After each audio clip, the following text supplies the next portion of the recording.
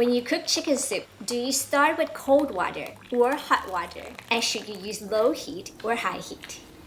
Yummy. Stay tuned for all the answers and cooking tips. This is my chicken and mushroom soup recipe. Dry shiitake mushrooms. Pour in the water. Rehydrate for 2 hours. In a pot of water over high heat, place in the chicken and bring it to a simmer. Here's an important cooking tip. When you cook chicken, you can start with cold water for tastier soup, or start with hot water for tastier meat. So it really depends on what you're trying to do and what you're looking for. Does that make sense? Now we're gonna skim off any impurity. Place in the shiitake mushrooms along with the soaking water, ginger, rice wine. You could also replace it with other types of cooking wine or omit it if you can't consume alcohol. Turn to low heat, cover the lid, and cook for 30 minutes.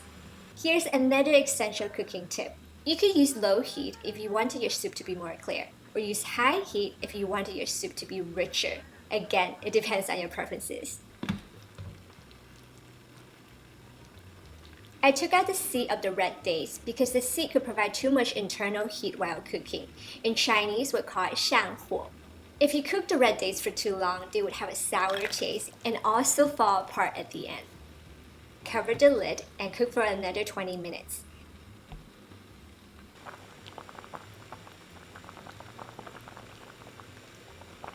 Season the soup with salt.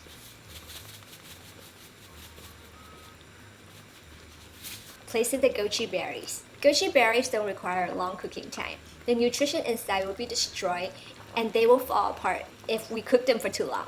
Cook for 5 minutes.